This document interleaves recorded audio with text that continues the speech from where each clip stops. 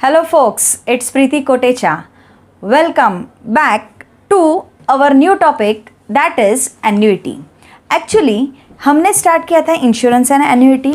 इसमें का first part insurance हमने कंप्लीट कर लिया और अब हम नए पार्ट में इस टॉपिक के नए पार्ट में जा रहे हैं दैट इज़ एन्युइटी. तो सबसे पहले what do you mean by annuity? Annuity means instalment, हफ्ता.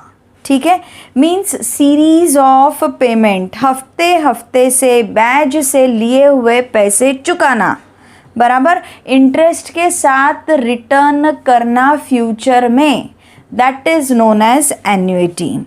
ठीक है, जैसे हम बोल सकते हैं, हाँ ठीक है, कोई चीज़ अगर हम लेते हैं तो इंस्टॉलमेंट से पे करते हैं. घर लिया, 20 साल का लोन लिया और धीरे धीरे इंस्टॉलमेंट पे करेंगे including the amount of interest. ठीक है, वॉशिंग मशीन लिया, 5000 का डाउन पेमेंट किया और बचे हुए का हम क्या करते हैं, हफ्ते हफ्ते से इंस्टॉलमेंट में पे करते हैं. This is called annuity. With interest instalment तैयार किए जाते हैं. विथ इंटरेस्ट इंस्टॉलमेंट तैयार किए जाते हैं, बराबर. So what do you mean by annuity? चीज़ लेना, लोन लेना, हफ्ते से इंटरेस्ट के साथ पेमेंट करना इक्वल इंटरवल से इज नोन एज एन्युइटी. अब now see, annuity is divided into two types. First is annuity immediate और सेकेंड इज एन्युइटी ड्यू. तो हम लोग पहले फोकस करेंगे एन्युइटी इमीडिएट के ऊपर. ओके, तो साइमल्टेनियसली मैं एक्सप्लेन कर रही हूँ, आप लिखते भी जाएंगे. फॉर्मूलीज आपके सामने स्क्रीन पर भी है. So just focus, what do you mean by annuity immediate? Payment eight the end of the period, that is at the end of the year, at the end of the quarter और at the end of the month. Daily basis पर भी हो सकता है. ठीक है, यानी पहला हफ्ता इंस्टॉलमेंट आज लिया तो 12 महीने बाद, क्वार्टर होगा तो हर 3 महीने के बाद, मंथली होगा तो हर महीने हम पेमेंट करते हैं, इंस्टॉलमेंट पे करते हैं, पैसा भरना पड़ता है. लेकिन कब पैसा भरना पड़ता है? Eight the end of the period. वो पीरियड ईयर हो सकता है, क्वार्टर हो सकता है या मंथ हो सकता है. Eight the end of the period हमको अगर पैसे भरने हैं तो it is annuity immediate. Okay, अब अमाउंट और एक्यूमुलेटेड फ्यूचर वैल्यू, यानी आज मैंने लोन लिया 10 लाख का. 10 साल बाद में क्या मैं 10 लाख ही रिटर्न करूँगी? नहीं, बिल्कुल नहीं. 10 लाख में मुझे इंटरेस्ट ऐड करना होगा. फॉर एग्ज़ाम्पल 10 लाख का मैंने आज लोन लिया, 10 साल बाद में जो कीमत मैंने चुकाई है वो होंगी 12 लाख. तो इसमें 2 लाख रुपीज़ क्या हो गए? इंटरेस्ट के हो गए, बराबर.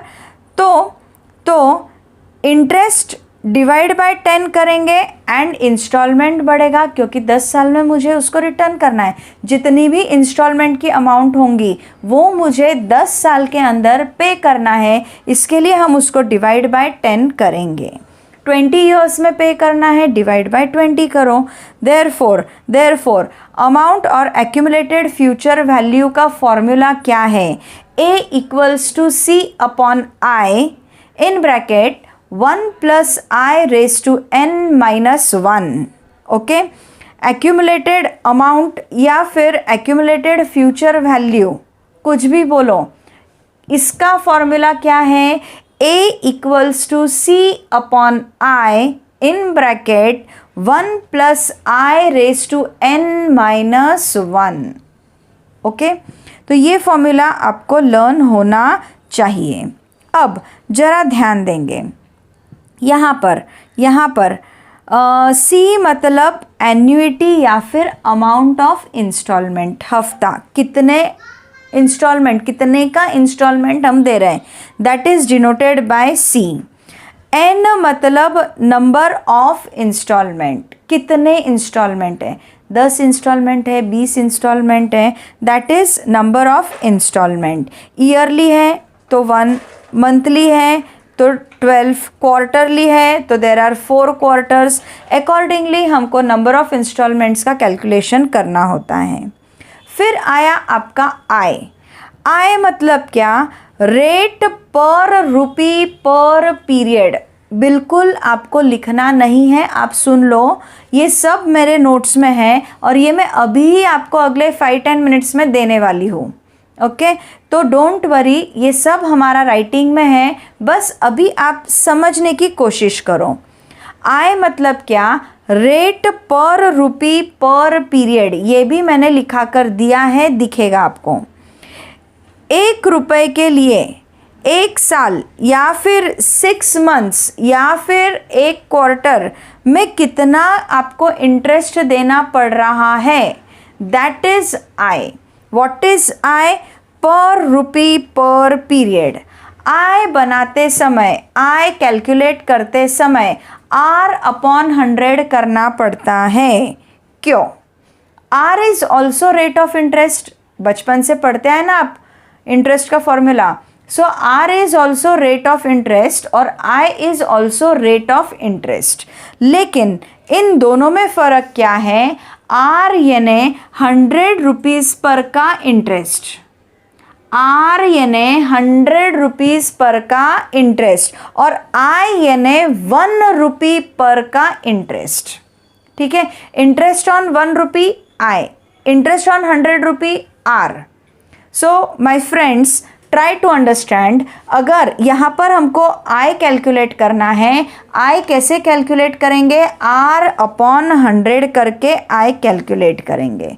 ये सब मैंने लिखा कर दिया है, डोंट वरी। ओके, तो आई होप सबको समझ में आया अमाउंट और एक्यूमुलेटेड फ्यूचर वैल्यू। अब आगे बढ़ते हैं, हम लोग आगे बढ़ते हैं, that is present value of loan. उसका फॉर्मूला क्या है, C/I। अब ऊपर का जो फॉर्मूला है उसको इंटरचेंज किया, ऊपर वाले फॉर्मूला में 1 पीछे था, अब 1 को आगे लाया तो 1 minus 1 plus I raise to n के जगह -n हो गया। Try to understand the formula. Future value was denoted by A. A का formula, that is our formula number 1. Second, present value is denoted by P. P का formula C/I. उधर 1 पीछे था, इधर 1 आगे आ गया, उधर रेस टू n था, इधर रेस टू -n हो गया, फॉर्मूला लर्न हो गया। ठीक है, A का फॉर्मूला क्या किया था हमने, C/I in bracket 1 plus I raise to n-1, और P का फॉर्मूला क्या होगा, C/I 1 आगे आ गया, 1 minus 1 plus I raise to -n। Okay, तो अब लोन कब लेते हैं हम, लोन कब लेते हैं, लोन हमने लिया अभी आज कि 10 साल बाद लोन लेते हैं, नहीं, लोन कब लेते हैं, आज जो प्रेजेंट वैल्यू है, आज जो हम लोन लेते हैं उसको हम प्रेजेंट वैल्यू कहते हैं। आज मैंने 10 लाख का लोन लिया तो प्रेजेंट वैल्यू ऑफ लोन क्या हो गई, 10 लाख। फ्यूचर वैल्यू क्या हो गई, 12 लाख, बराबर। तो ये फ्यूचर वैल्यू मतलब उसमें 2 लाख का इंटरेस्ट मैंने ऐड किया तो वो हो गई फ्यूचर वैल्यू। ओके, आज लिया हुआ लोन, आज बोरो की हुई amount is known as present value. पहले वाला ही फॉर्मूला, सिर्फ 1 को आगे लाओ और रेस टू n के जगह रेस टू -n करो। जो लोन हम आज लेते हैं, फॉर एग्जाम्पल 10 लाख का लोन लिया, 10 lakh is present value of the loan, 10 lakh is present value of the loan. 10 साल में हम पे करते हैं इंस्टॉलमेंट, तो ऐसे कुल मिलाकर इंस्टॉलमेंट कितने के पे किए मैंने, 12 लाख के पे किए। 12 lakh is known as future value. Okay, यानी इंटरेस्ट के साथ आने वाली amount is A, future value will include interest, P present value will not include interest. ठीक है, तो देखो हमने दो फॉर्मूलीज पर फोकस किया, first two formulae are over. Third फॉर्मूले की ओर बढ़ते हैं, relation between P and A in annuity. P मतलब प्रेजेंट वैल्यू, ए मतलब फ्यूचर वैल्यू, तो इनमें का रिलेशन बराबर। सबसे पहले फॉर्मूला देखो, पी और ए का रेसिप्रोकल कर दिया तो बन गया 1/p और 1/a। ओके, ए के फॉर्मूला में पी नहीं है, चेक कर लो, ए के फॉर्मूला में पी नहीं है और पी के फॉर्मूला में ए नहीं है। उन दोनों का रेसिप्रोकल करके अगर माइनस करती हूँ तो अंदर के ब्रैकेट सब कट होकर मेरे पास क्या बचता है, I/C। फॉर्मूला पे आप गौर फरमाइए, क्या बोला है, क्या बचा, मेरा फॉर्मूला क्या हुआ तैयार, I/C तैयार हो गया बराबर। तो हमको दोनों का रिलेशन चाहिए, कितना लोन लिया और कितना पेड किया बराबर, कितना लोन लिया और कितना पेड किया।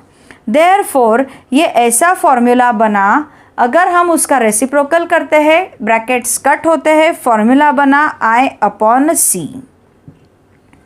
But focus point to be noted, इनमें n कहीं नहीं है, चेक करो, I/C में n है क्या कहीं, इनमें n नहीं है। ए में और पी में दोनों में n है, बट उनके रिलेशन में n नहीं है। ओके, तो ये चीज़ें आपको ध्यान रखना है। हमने 3 फॉर्मूलेज किए, फ्यूचर वैल्यू, प्रेजेंट वैल्यू और दोनों में का रिलेशन। बहुत ध्यान से, इजी है। ए का फॉर्मूला बोलो क्या होगा, C/I in bracket 1 + I⁻n-1। P का फॉर्मूला C/I, 1 आगे आ गया, 1 माइनस ब्रैकेट में 1 + n⁻⁻n। Third relation between P और A, so 1/P - 1/A equals to reciprocal, ऊपर C/I था, यहाँ पे I/C हो गया। ओके, अब present value of perpetuity. Present value of perpetuity में क्या करना है हमको, ध्यान से देखेंगे। प्रेजेंट वैल्यू यानी लॉन्ग लाइफ, परपिचुइटी मतलब लॉन्ग लाइफ, हमेशा के लिए, फॉर एवर, जिसको एंड नहीं है, जिसका अंत नहीं है। ठीक है, अब एग्जाम्पल, चलो एग्जाम्पल में हम ऐसा लेते हैं, ओके, माय सन क्षितिज। ठीक है, जब क्षितिज 1 साल का हुआ, उसका बर्थडे आया, तो सोचा कुछ ना कुछ अच्छा काम करना चाहिए। इसके लिए मैंने कुछ बिस्किट और फ्रूट्स लेकर अनाथ आश्रम में गई और हमने हमारे हाथ से फ्रूट बिस्किट अनाथ आश्रम में डिस्ट्रीब्यूट कर दिए। बहुत खुशी हुई, आत्मिक समाधान कि हाँ, मेरे बेटे के बर्थडे के दिन मैंने कुछ अच्छा काम किया और उसकी लंबी आयु के लिए प्रार्थना की। अब सेकंड बर्थडे आ गया। सेकंड बर्थडे आने वाला था, उसके पहले ही अनाथ आश्रम से मुझे फ़ोन आता है और बोलते हैं, मैम आपके बेटे का, अरे आपके क्षितिज का बर्थडे आ रहा है, तो इस साल आप बच्चों को क्या देने वाले हैं, क्या आप ब्रेकफास्ट दोगे बच्चों को? मैंने बोला बिल्कुल, मेरे बेटे का सेकंड बर्थडे है, इस साल मैं कचौरी, समोसा और जलेबी देने वाली हूँ। अंडरस्टूड? तो सेकंड बर्थडे भी बड़े प्यार से हम वहाँ गए, हमारे हाथ से किया। वाह, शांति, बहुत शांति मिली, दिल को सुकून मिला। फिर अब थर्ड बर्थडे आने वाला था, फिर से उधर से कॉल आता है। दिस ईयर लंच की डिमांड की गई। उन्होंने बोला, मैम क्या आप इस साल हमारे बच्चों को, अनाथ बच्चों को लंच दोगे? I said okay. इस टाइम जब हम वहाँ गए, जब हम हमारे हाथ से लंच दे रहे थे, तो उन्होंने स्टेज तैयार रखा था, उन्होंने हमारा सत्कार किया, माला पहनाई और फिर उन्होंने धीरे से बोला, मैम हमारे पास एक ऑफ़र है आपके लिए। तो उन्होंने बोला, आप एक काम क्यों नहीं करते मैम, जैसे आप हर साल आते हो, हर साल बच्चों के लिए कुछ ना कुछ करते हो, आपका दिल बहुत बड़ा है। बहुत खुश हो गई मैं। मैम आप ऐसा क्यों नहीं करते कि हमारे ट्रस्ट के नाम से बैंक अकाउंट में कुछ एक फ़िक्स अमाउंट रख दीजिए आप, तो हर साल उसके ऊपर जो इंटरेस्ट आएगा उस इंटरेस्ट के अमाउंट से हम हर साल बच्चों के लिए कुछ ना कुछ कर देंगे। ठीक है, मुझे आइडिया बहुत अच्छा लगा, बराबर है। तो immediately I deposited 50,000 rupees in bank account, वो ट्रस्ट के नाम से। अब एवरेजली समझो 8% इंटरेस्ट मिल रहा है, हर साल 4,000 रुपीज़ इंटरेस्ट के आ रहे हैं। उसमें से वो मेरे क्षितिज के बर्थडे के दिन वो कुछ ना कुछ बच्चों को खिला देते हैं उस पैसे से। इसका मतलब मेरे क्षितिज का बर्थडे हर साल सेलिब्रेट होगा। कितने साल तक होगा? लाइफ लॉन्ग होगा। जब तक चांद सूरज रहेगा तब तक मेरे क्षितिज का बर्थडे सेलिब्रेट होता रहेगा। समझा? This is perpetuity, for ever, life long, this is perpetuity. अब परपीचुइटी का फॉर्मूला क्या देखा हमने? Present value of perpetuity equals to C/I। यानी यहाँ n नहीं है, आपको ध्यान में आ रहा है क्या? n नहीं है। क्यों नहीं है? क्योंकि एक बार मैंने 50,000 रुपये बैंक अकाउंट में रख दिए उनके नाम से, तो हर साल उसके ऊपर इंटरेस्ट मिलने वाला है, हर साल पैसा आने वाला है, इसका कोई अंत नहीं है, ये फॉर एवर है, परपीचुइटी है, इसके लिए यहाँ पर n नहीं है। समझ में आ रही क्या बात आपको? So this is present value of perpetuity. Perpetuity मतलब क्या? फॉर एवर, हमेशा, जब तक चांद सूरज रहेगा तब तक मेरे क्षितिज का बर्थडे सेलिब्रेट होता रहेगा। Understood? So this is present value of perpetuity. उसका फॉर्मूला क्या देखा हमने? ओनली C/I, एकदम ईजी। यहाँ n नहीं आएगा क्योंकि कोई लिमिट ही नहीं है, it is forever. Fine. Next, amount at the end of n year by CI method. CI method, not annuity. मतलब क्या?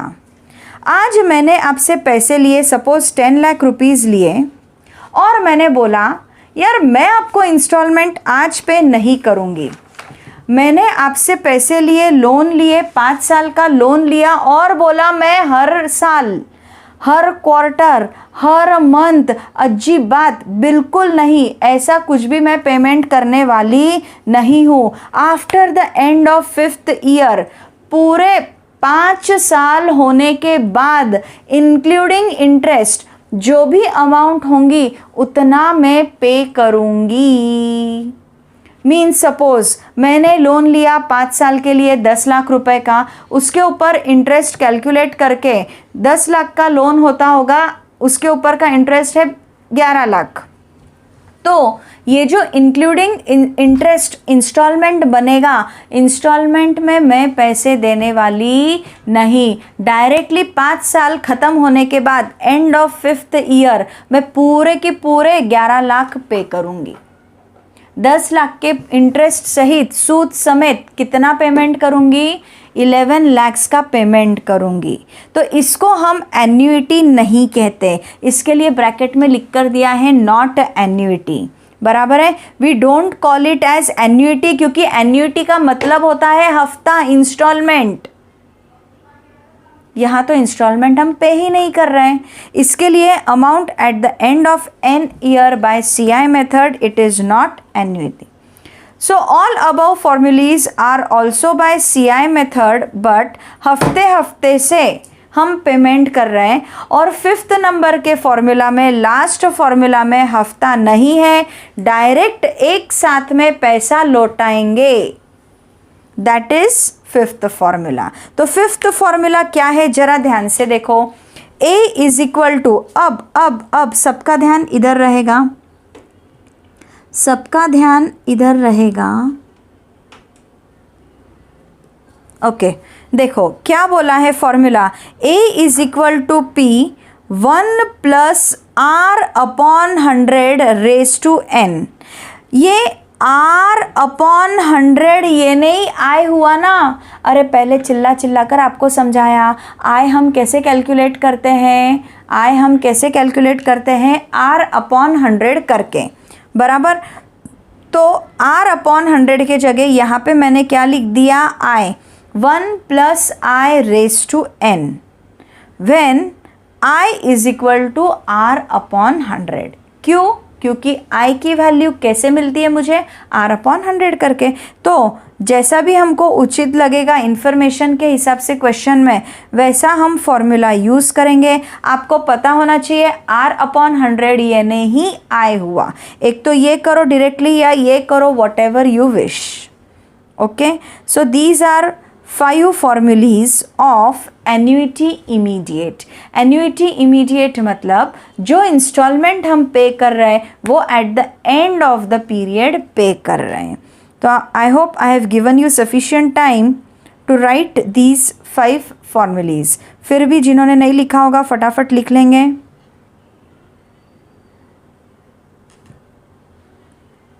ओके ठीक है, तो एन्युटी के 2 types. First type is annuity immediate जिसके ऊपर हमने अभी तक बात किया। Second type is annuity due, second type is annuity due. Okay, तो चलो आगे मूव करते हैं एन्युटी ड्यू के तरफ। ठीक है, ड्यू मीन्स, ड्यू मतलब क्या, आज ड्यू हुआ, आज ड्यू हुआ इन द बिगिनिंग, आज स्टार्टिंग में, आज अभी इसी वक्त। फॉर एग्जाम्पल क्लासरूम बनाने के लिए मैंने लोन लिया, बैंक में गई, 10,000 का लोन लिया।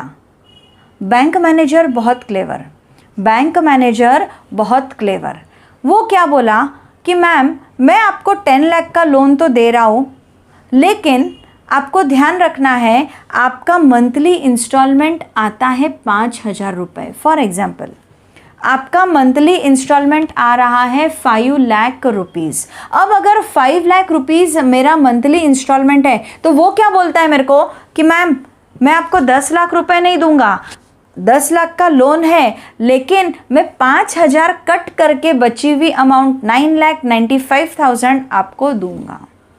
अभी तक मैंने पूरे वो पैसे यूज़ भी नहीं किए, अभी तक मैंने वो पैसे पूरे यूज़ किए क्या, 10 लाख तो मेरे हाथों ने देखा भी नहीं अभी तक, मेरे नज़रों ने देखा भी नहीं अभी तक, और वो बोलता है मैं 5,000 इंटरेस्ट कट करके आपको पैसे दूंगा।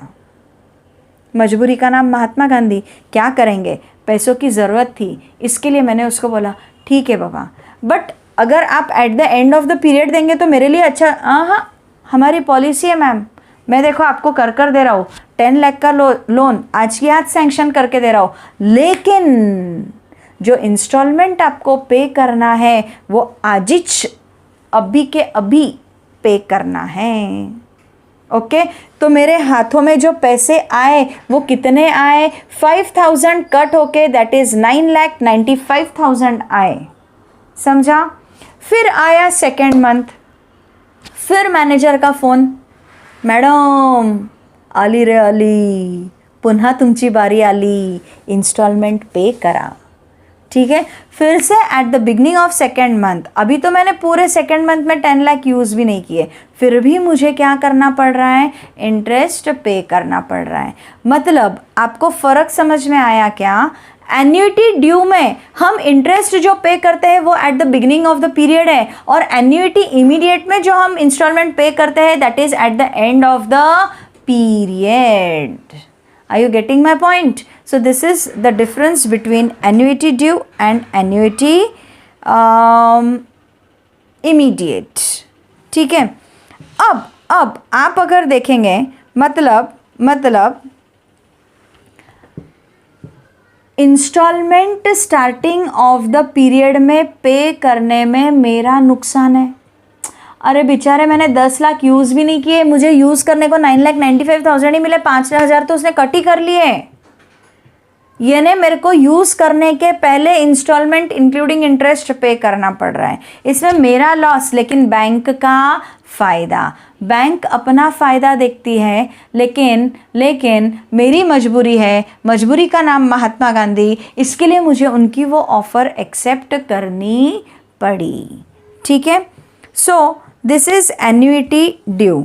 अब एन्युइटी ड्यू के अगर आप फॉर्मूलेज देखोगे तो देखो, अमाउंट और accumulated future value, future value calculate करने के लिए सब लोगों का ध्यान इधर होना चाहिए, पॉइंटर के तरफ देखेंगे सब लोग।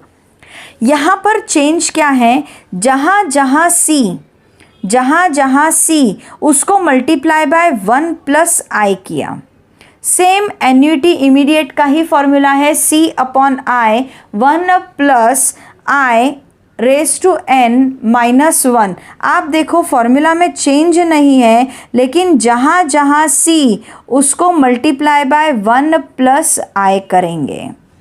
ठीक है, तो आपको इतना ध्यान रखना है, जहाँ C वहाँ multiply by 1 + i। Okay fine. अब प्रेजेंट वैल्यू देखो, प्रेजेंट वैल्यू में भी क्या हुआ है, ये ब्रैकेट कंप्लीट। प्रेजेंट वैल्यू में भी क्या हुआ है, जस्ट अ मिनट,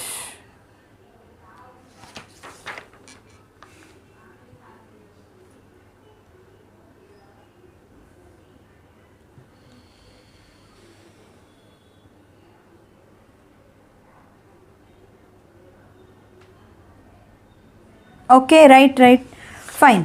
सिर्फ एक ही चेंज है, जहाँ C वहाँ ब्रैकेट में 1 + i आपको करना है, बराबर। तो अब देखो प्रेजेंट वैल्यू का भी फॉर्मूला अगर आप देखेंगे तो C/i, इधर इंटरचेंज हो जाता है, 1 आगे आता है, 1 - 1 + i रेज टू -n होता था वहाँ पे भी। सेम ऐसा ही, सिर्फ C के साथ हमने एक ब्रैकेट ऐड किया, दैट इज़ 1 + i। रिलेशन देखो, प्रेजेंट वैल्यू और फ्यूचर वैल्यू में 1 रेसिप्रोकल किया हमने, 1/p - 1/a = रेसिप्रोकल i/c। लेकिन अगर C आया तो C के साथ क्या आया, 1 + i आया। ठीक है, वैसे ही प्रेजेंट वैल्यू ऑफ परपिचुइटी, जहाँ C आया वहाँ मल्टीप्लाई बाय 1 + i किया। Okay, fifth formula of annuity यहाँ पे नहीं है। पहले 4 फॉर्मूलीज एज इट इज़, सिर्फ जहाँ C वहाँ मल्टीप्लाई बाय 1 + i किया, लेकिन फिफ्थ नंबर का फॉर्मूला नहीं है।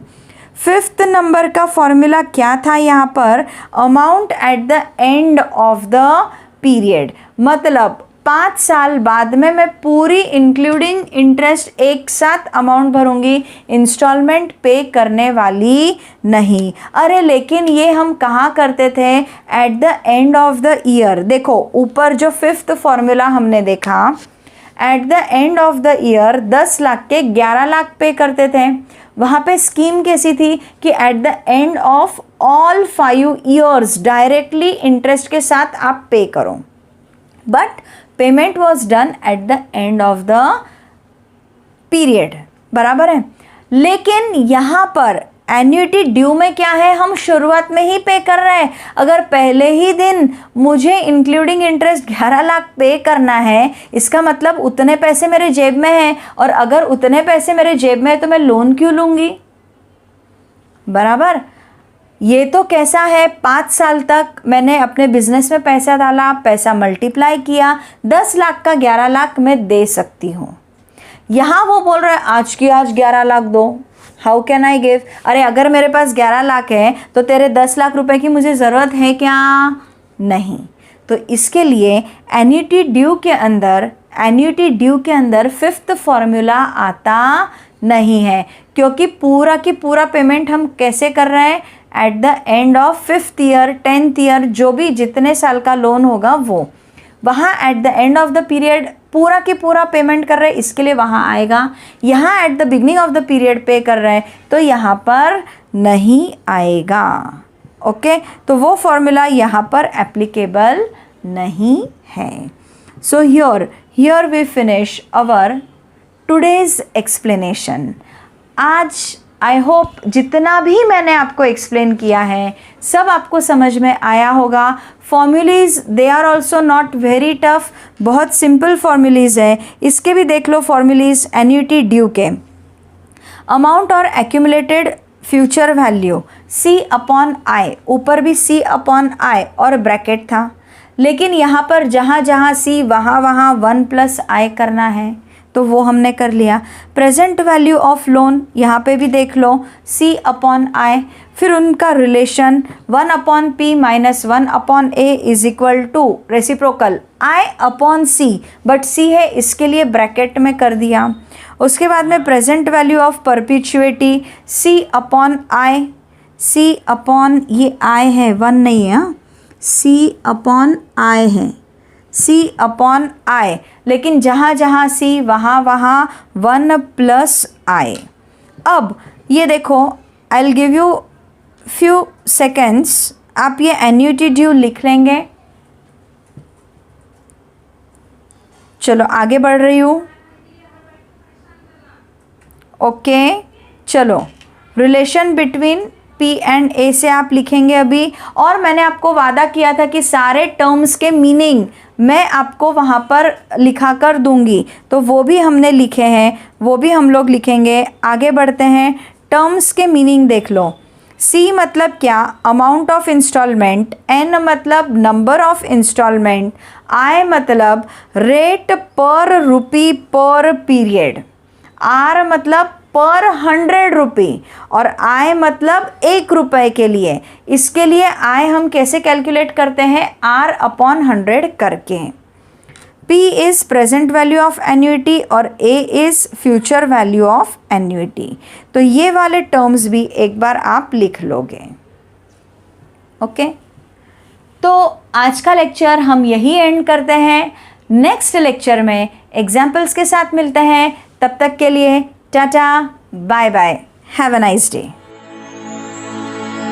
क्लास में पढ़ता, रात में पढ़ता, फिर भी फेल हो जाता हूँ। उठने की कोशिश में करता, बार बार मैं गिर जाता हूँ। ग्रेविटी का फोर्स मुझ पर ही क्यों इतना ज्यादा है। मुझको जो कुछ भी है मिलता सब कुछ आधा आधा है। कल जो मैं था आज जो मैं हूँ उसमें फर्क ज्यादा है। दुनिया कैसी है मुझको अब सब कुछ समझ जाता है। लगता है सबको कि आगे कुछ भी नहीं कर पाऊंगा। देखना एक दिन जिंदगी में मैं भी जीत जाऊंगा। ऐसा कुछ बोलता हूँ तो पब्लिक क्यों मुझ पे हंसती है। सोचता हूँ दिन रात तो बात मेरे दिल पे आके लगती है। जाना है जहाँ जाऊँ मैं वहाँ मेरी गलती है। मैंने क्या किया है सबकी मुझ पे क्यों सटकती है। सोचता हूँ यहाँ से कहीं दूर चले जाऊँ, दुनियादारी से दूर मैं खुद को अकेला ही पाऊँ। मेरे दिन मेरे रात में वहीं पर बिताऊँ और यही कहता जाऊँ।